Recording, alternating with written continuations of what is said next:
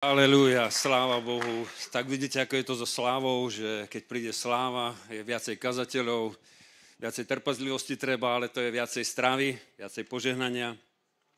Ja osobne tiež chcem zdieľať tú myšlienku, ktorá je nastavená, ktorú pastor Peter ako prijal od Pána, aby sme sa venovali tejto réme ohľadom Božej slávy. Ukáž nám Božiu slávu, verím tomu, že je to réma od Pána. Verím, že pastor Peter, keď ju prijal a úplne sme sa vedeli s tým všetci pastori na tom stretnutí stotožniť a verím tomu, že tá sláva aj spočíva a zostupuje cez túto konferenciu na nás a ja by som sa chcel trošku takisto podieľať na tom, aby sme sa s tým vedeli zaoberať tak, aby sme vedeli používať, disponovať s Božou slávou. Lebo disponovať s Božou slávou je veľká zodpovednosť, dá sa zneužiť veľa vecí na vlastné účely. A potrebujeme úplne jasne vedieť, že zmeniť túto našu generáciu nevieme bez Božej slávy. To pochopil aj Mojžiš, keď videl izraelský ľud, ktorý bol ovplyvnený egyptskou kultúrou, videl ich charaktery, videl spôsob ich života a keď Boh povedal, že vyvedie tento ľud, tak Mojžiš povedal pod jedinou podmienkou, že ty budeš v našom strede. Skutočne, aj keď pozriem tu na vás, úplne každý sme úplne iného charakteru, iného pozadia, či kultúrneho, náboženského, alebo v akejkoľvek oblasti, ale tou najdôležitejšou vecou je, aby sme túto generáciu sa rozhodli ovplyvňovať Božou slávou, o ktorej budem hovoriť, kde sa nachádza momentálne. Dal by som príklad Noého. Noé je jeden príklad, ale Lót je druhý príklad. V podstate Lót je takým symbolom, že snažil sa moralizovať Sodomčanov, riešil LGBT komunity a podobné, ja neviem, hazardné hry možno neriešil, možno by sa dostal do nejakej pozície, že by zakazoval určité veci v spoločnosti, ale vidíte, že v podstate zosmradil sa v očiach Sodomčanov. A myslím si, že to je taký obraz náboženského kresťanského sveta, ktorý chce moralizovať bez Božej slávy. A vidíme tam ešte jeden príklad, že tam bol Noé, ktorý takisto je jedným z dvoch príkladov posledných čias, že v posledných časoch to bude tak, ako za čias Noého.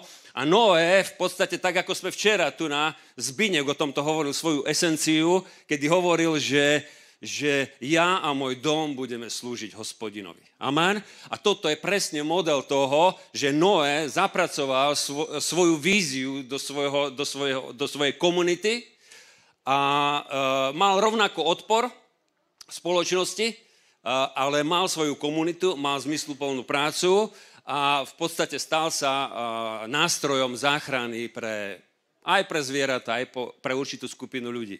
Amen. Čiže aj my teraz vlastne sme, a verím tomu v takomto obraze, že budujeme, je tu nás zo pár 100 ľudí, čiže je to len taký počiatok vecí, ktoré Boh robí, ale sú to vzácne začiatky. Amen. Dôležité, aby sme skutočne vedeli, že sláva, ktorá je nám daná, je nám daná. Není to naše, je to nám dané, aby sme s tým disponovali pre záchranu ďalších ľudí. Nemáme ju schovávať, nemáme sa za ňu hanbiť, ale potrebujeme ju demonštrovať, čo v najlepšej úrovni. Amen. Halelúja. A hovorím, že táto konferencia, ty potrebuješ sa naučiť aj ja vlastne, aj v sláve vlastne správať. Úplne cieľavedome slávu absorbovať do seba, naplniť sa, nasať všetku Božiu slávu, aby tá sláva v tebe mohla ďalej pracovať. Ty prídeš domov, prídeš do svojho prostredia, ale tá prítomnosť Božia bude ďalej pracovať v tebe a ty sa budeš stávať iným človekom. A toto je Boží zámer. Amen.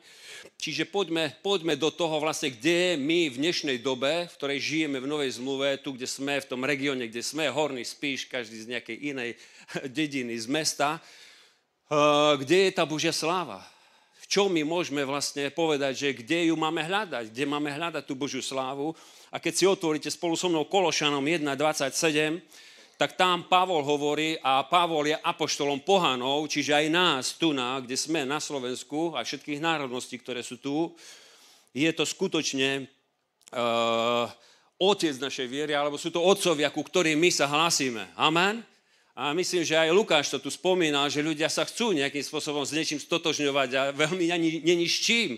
Ja som v poslednej dobe počul takéto vyjadrenia, že Janko, vráť sa k viere svojich rodičov. Dedičstvo otcov zachovaj nám, Pane.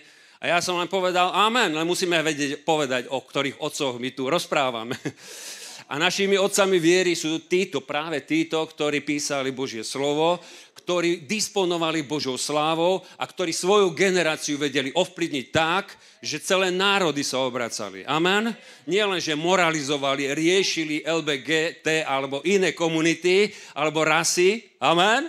Ale že vedeli sprostredkovať Božiu prítomnosť, rozumeli pomazaniu, rozumeli služobným darom v cirkvi, rozumeli duchovnému boju, rozumeli evangelizácii a toto už sa potom nedá zastaviť. A v tomto vlastne my, aj ktorí sme tu, lebo stále je to aj oddelenie ľudí, hej, že v podstate na kom teraz je tu Božia sláva a na kom není teraz Božia sláva. Mohli by sme tak akože humánne povedať, na každom z vás vidím Božiu slávu. Ale poviem vám, je rozdiel medzi nami. Sú ľudia, o ktorých ja viem, ale hlavne Pán vie, ktorí sú ťahuni, ktorí ťahajú Božie dielo, platia cenu, zasvetili svoj život, čelia rôznym vplyvom, protivenstvám a za nimi môžu ísť ďalšie ľudia. A potom sú tu ľudia, ktorí len takto splývajú, takto len, keď ich niekto postrkne alebo pritiahne, tak idú a sú takí ako ešte nezaintegrovaní. Čiže ja ti chcem povedať z tohto miesta, nechaj, aby Duch Svätý do teba vložil ten motor, tú silu, s ktorou budeš ťahať Božie dielo. A to je tá sláva, že budeš mať takú moc, ktorú nikto nebude vedieť zastaviť. Aj Gamaliel na to prišiel, a to bol jeden náboženský človek, ktorý povedal, toto, čo títo robia, musíme nechať, pretože ak je Boh v tomto zapojený, nezastavíme to. A ja verím, že Boh je v tomto zapojený. Amen? Ja verím, že je v tom Boh zapojený. Nemal som pripravené to, ale momentálne, ako sa trošku dostávame pod taký tlak, aspoň v Ľubovni, od mariánskeho kultu, eschatologické veci mariánskeho kultu sú nasmerované tak, že v posledných časoch povstanú falošní proroci a budú oddeľovať od pravej cirkvi ľudí a práve takýchto ľudí ako my, tieto hnutia nazývajú, že sú satanisti. Hej. Čiže my musíme skutočne si uvedomiť, že my čelíme určitým protivenstvám, inému duchovnému videniu v duchovnom svete a preto jediné riešenie pre našu službu je Božia sláva. Takže ďaká Peter, vďaka, že si to prijal, aj pre všetkých ostatných nás, amen, túto víziu, že sa s ňou môžeme zaoberať, amen, a že môžeme sa v nej vlastne pohybovať takto.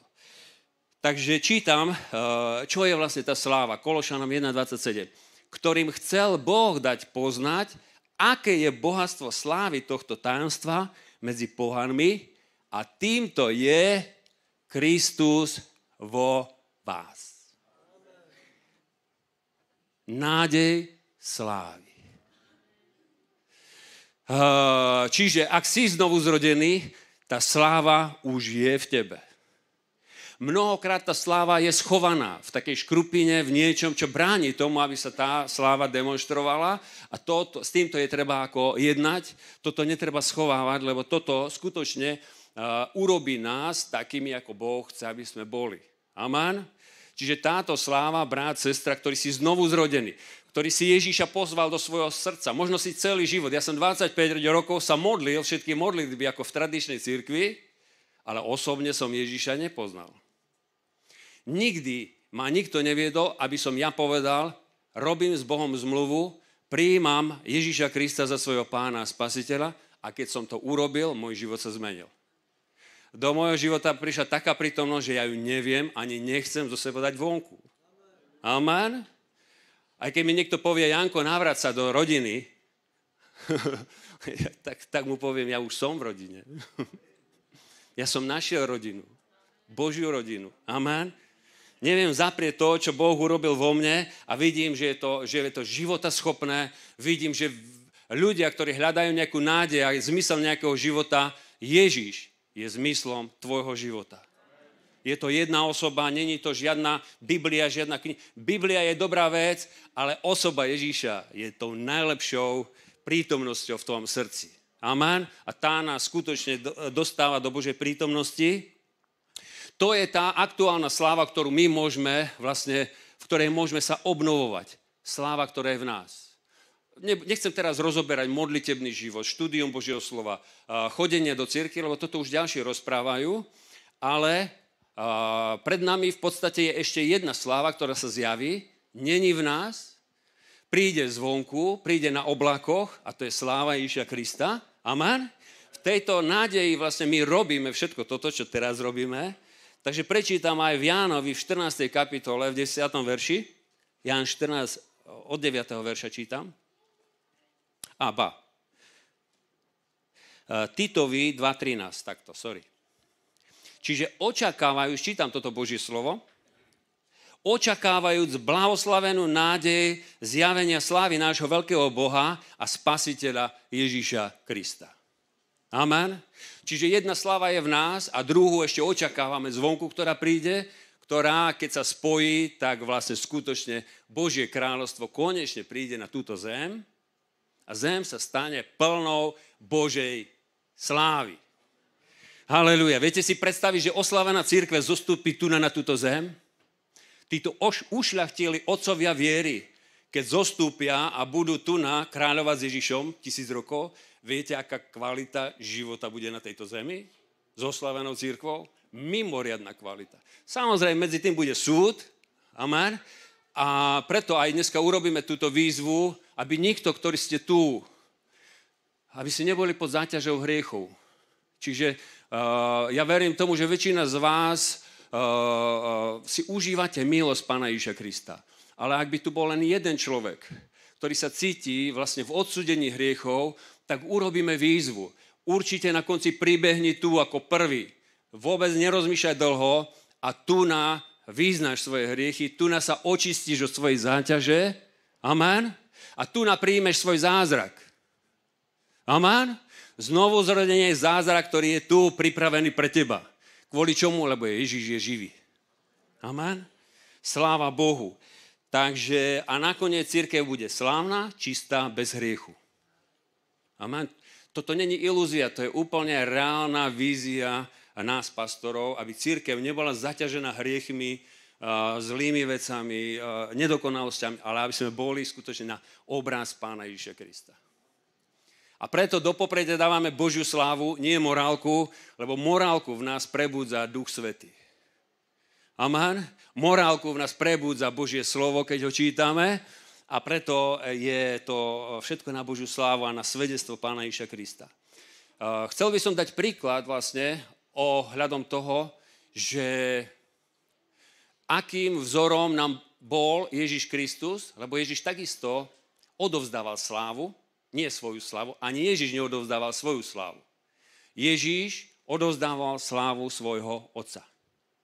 A on je našim modelom toho, kým máme byť my. Amen? Aj od nás Ježiš chce, aby sme odovzdávali slávu, ale nášho Pána Ježiša Krista. Ja prečítam toto slovo, kedy Filip sa pýtal, ukáž nám Otca. Aj mnohí sa možno teba pýtajú, kde je ten Ježiš medzi vami a podobné veci. A Ježišova sláva a nádej tejto slávy je v nás. Čiže my keď otvoríme ústa, Boh sa dotýka ľudí. Amen. Tá nádej je v nás a vychádza skrze slovo. Filip, keď sa pýtal Ježiša, ukáž nám Otca. Prečítam toto miesto. Ja sa ešte napijem. Aleluja. Sláva Bohu. Čiže Ján 14.9.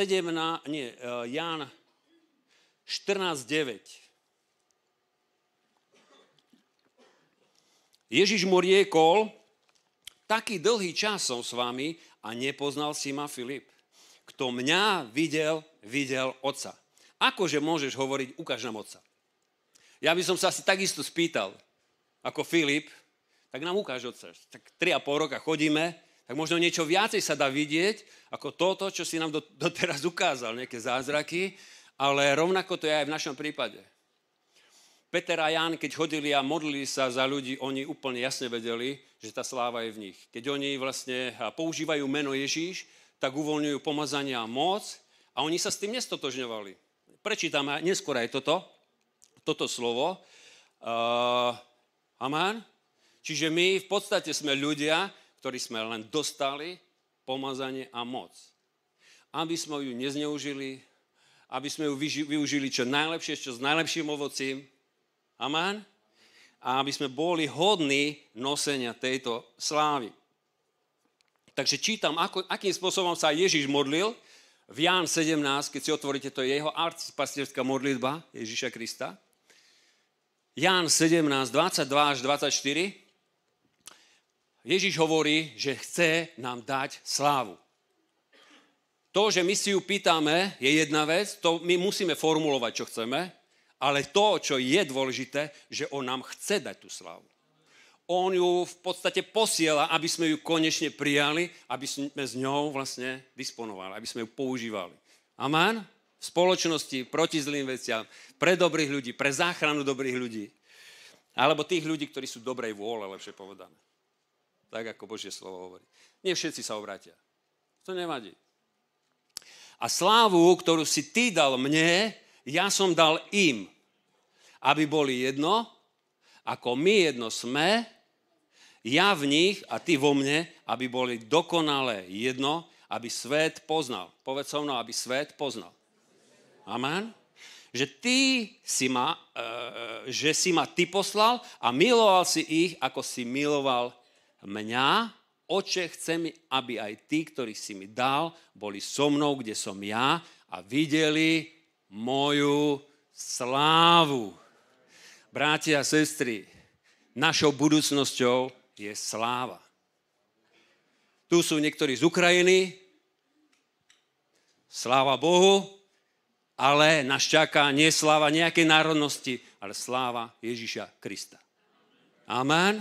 Naše kráľovstvo je hore z neba a my jeho slávu hľadáme a hľadáme jeho pokoj, jeho autoritu, jeho pomazanie. Amen. Aby medzi nami bola a aby zachraňovala našich blízkych. Sláva Bohu. Ja som z toho vzrušený, som z toho šťastný a verím v to, že to požehnáva aj tvoj život. Pretože mŕtve náboženstva tu boli už nejaký čas a Boh chce ďalších živých ľudí. Amen. Halelúja. Aby sme prinášali svoje tela ako živú, svätú, Bohu príjemnú obeť. Halelúja. A aby sa Božia sláva dotýkala druhých ľudí. Keď sa budeme aj na konci modliť. Božia sláva je na ďalších pastorov, ktorí sú tu, na služobníkov, prezbiterov, diakonov. Verte tomu, že keď sa budeme za vás modliť, tak vo vás sa začnú veci meniť. Ty získaš hlad po Božom slove. Získaš hlad sa modliť. Možno ráno skôr ťa bude Svätý Duch budiť, aby si sa modlil v jazykoch, aby si hľadal Pána, ale to je s jedným zámerom, aby odovzdal ti svoju slávu Ježiš. Halelúja. Myslím si, že náboženské kresťanstvo je u konca so svojimi možnosťami, ale stále je tu Božia sláva pripravená pre nás. Amen. A sme tou nádejou, sme tou alternatívou, nie že by sme nejakým spôsobom doplňali kresťanstvo, ale kresťanstvo je úplne celistvé s pomazaním Svätého Ducha. Tak ako hovorila Jano. A ku tomu, čo sa dá ešte povedať, že vlastne ako by mala vlastne Božia sláva sa v nás prejavovať, upokojiť. Jedno je isté, že ak je na tebe pomazanie Božia sláva, neospravedlňuje ťa to robiť hriechy. Vedome hrešiť. Neospravedlňuje ťa to. To musíme si úplne jasne ako odpovedať, že na to, aby sme boli dôveryhodní nesitelia Božej slávy, tak aj Ježíš hovoril, že ja sa posväcujem pre vás. Aj my sa musíme posväcovať kvôli tomu, aby sme skutočne nedisponovali s mocou nehodne, ale aby to pomazanie na nás bolo, ako na premenených ľuďoch, premenených charakteroch. Amen. A aby jednoducho nebol výrok o nás, že sme spojení s páchaním neprávosti. Amen. Čiže v tomto ja vidím takú celistvosť a takú ochranu. Ak chceme dobehnúť do konca, potrebujeme sa dostať na cestu posväcovania. Ale aj cesta posväcovania, bratia a sestry, je cestou plnenie sa Božej slávy. Je to maximálne elegantný spôsob, ako dosiahnuť zdokonalenie človeka. A Jáno o tomto hovoril. Pošle Svätého Ducha, pošle Božie slovo a ty sa chytíš s vierou a nasleduješ Pána. Amen. Toto nikto z nás nepreskočí a o tomto aj kážeme stále. Takže ja prečítam vlastne, akým spôsobom tí naši otcovia viery, ku ktorým sa my hlásime, ako disponovali s Božou slávou. A toto je v Skutkoch apoštolov v 3. kapitole. Peter a Ján išli na bežné zborové modlitby. Išli s tým, že vedeli, že disponujú Božou slávou, nehrali sa na majstrov sveta, ale vedeli, s čím idú, že idú s pomazaním. A toto je veľmi dôležité, aby si aj ty vedel, aby som aj ja vedel, aby si nemal v tom pochybnosti. Som pomazaný, nie som pomazaný. Začni to robiť. Začni uzdravovať, začni vyznávať, že sa veci dejú a budeš vidieť, že Božia sláva sa má kde, akých slov chytiť. Čiže čítam od 3. kapitoly Skutkoch 2 až 9. Práve priniesli muža chromého od narodenia, ktorého každý deň kládli ku chrámovým dverám, takzvaným krásnym, aby si pýtal almužnu od tých, čo vchádzali do chrámu, a ten, keď videl Petra a Jána, čiže on ich nejakým spôsobom spozoroval, vstupovať do chrámu, prosil ich o almužnu a Peter a Ján zahľadeli sa úprene na neho a povedali. Mňa to oslovilo, že čo vlastne znamená ten vizuálny kontakt. Skutočne ja v tom vidím takisto určitý kľúč ku tomu, že my sa nemusíme hrať na nejakých takýchto, že hľadáme niečo, čo ani nevieme, kde je. My vlastne prenášame slávu, pomazanie cez pomazanie. Z pomazaného prechádza pomazanie na ďalšieho človeka. A my ho potrebujeme vlastne preberať úplne vedome. Čiže tak, ako aj Peter a Ján povedali, pozri sa na mňa a ja ťa žehnám. A ja vyznávam tieto veci. Amen? Čiže v tomto ja vidím, že skutočne my nemusíme byť takí skormutení, že Páne, daj mi tu Božiu slávu, ona je tu.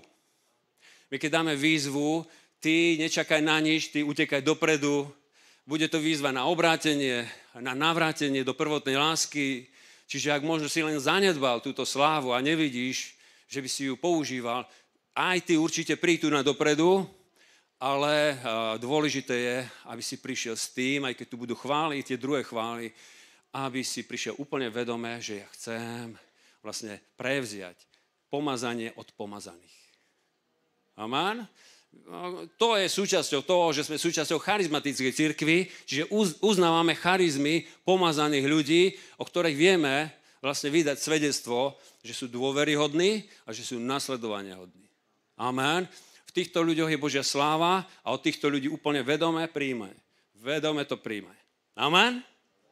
Sláva Bohu. Sláva Bohu. Čítam ďalej toto miesto. Pozri na nás, hovorí Peter a Ján. Hovorili. Pozri na nás. Podíval sa pozorne na nich, lebo dúfal, že dostane niečo od nich a povedal mu Peter. Striebra, zlata nemám, ale čo mám, to ti dávam v mene Ježíša Krista Nazareckého, vstáň a choď. Na to ho chytil za pravú ruku a zodvihol a hneď zmocnili mu nohy a kĺby, takže vyskočil, postavil sa na nohy, chodil a vošiel s nimi do chrámu, chodil poskakujúc a chváliac Boha a všetok ľud videl, ako chodí a chváli Boha. Amen. Sláva Bohu. Sláva Bohu. A tu je dôležitý Peter a Ján. Pretože oni jedno vedeli, že tá sláva, ten zázrak není z nich. To, čo vlastne sa odohralo, je vlastne v 12. verši písané.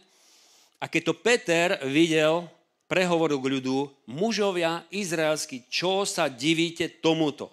Alebo čo hľadíte na nás úprene, ako keby sme svojou silou alebo zbožnosťou boli spôsobili, že chodí. A 16. verš. A teraz pre vieru v jeho meno prinávrátilo jeho meno silu tomu, ktorého vidíte a poznáte, a viera, ktorá je skrze neho, dala mu toto úplné zdravie pre tvárou všetkých vás. Bratia a sestry, my žijeme v regióne, kde je vysoko, silne zastúpené modlárstvo, to znamená uctievanie stvorených vecí. Preto ja som presvedčený, že aj chodenie v Božej sláve je potrebné, aby sme vedeli čím skôr zdať Bohu slávu. Pretože ľud, medzi ktorým sme, rýchlo vedia prenasledovať a rýchlo vedia uctievať ľudí a stvorené veci, ale Boh svoju slávu nedá človeku ani žiadnej modle. Preto naša kultúra tých ľudí, ktorí majú Božiu slávu, je tá, že čo sa divíte tomu. Tá moc je aj na vás. Uzdravujte, robte tieto veci. Amen. Meno Ježiša Krista robí tieto veci, lebo on je živý. Halelúja. Čiže Peter a Ján a ďalší apoštoli chodili v Božej sláve. Amen. Chodili preto, aby pomáhali ľuďom, aby ľudí uzdravovali, aby im vyriešili veci, aby sa za nich prihovárali. Amen. Tu je dosť ľudí na to, aby skutočne v našom regióne mohol prebehnúť veľký pohyb na takej úrovni.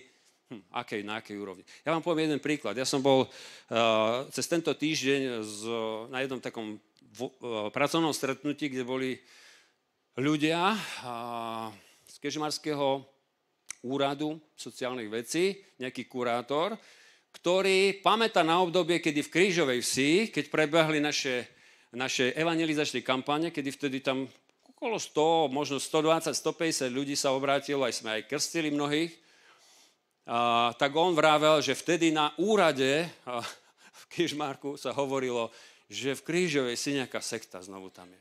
Že to nie je možné, tá milosť, že to je neskutočná sekta, že také veci sa tam dejú. A tento človek, tento úradník povedal, ale od tej doby, keď tam robia títo kresťania svoju prácu, spotreba alkoholu a problémy spojené s alkoholizmom rapidne išli dole. Čiže ľudia môžu rozprávať o veciach. Ja som to počul ja som to teraz po rokoch počul, on bez toho, že by bol naklonený mne alebo komu, len to povedal, len zadefinoval, ako on sa stretol s cirkvou Kresťanské spoločenstvo Milosť a povedal, ale spotreba alkoholu a problémy v tej osade išli rapidne dole v tomto období. A na to môžeme povedať sláva Bohu. Amen. Sláva Bohu, sláva Bohu. Čiže toto vie Boh urobiť v ďalších dedinách. Vy ste tu teraz aj v rómskom prostredí to ide trošku tak, akože viacej po celých rodinách, to prebudenie, ale to je dobré. To je, takto to je správne, ale dôležité, bratia a sestry, ktorí ste možno z iných obcí, kde je viacej, chvíľu ku Rómom poviem, ale to nie je, že by to bolo len o Rómoch, že je veľmi dôležité, aby na vašom obratení bolo ovocie. Aby problémy išli dole, nie hore, ale aby problémy sa začali riešiť, aby sme čokoľvek budú hovoriť o nás, o kresťanoch, aby sme povedali, podľa ovocia poznáme strom. Amen. Čiže ja verím tomu, že aj keď z tej konferencie prídeme domov, že veľa tlakov z nás odíde preč, veľa démonov odíde preč z nás, napätí, neodpustenia, horkosti, nenaplnených žiadostí alebo potrieb a že príde Božie kráľovstvo vo väčšej miere do našich rodín. Amen.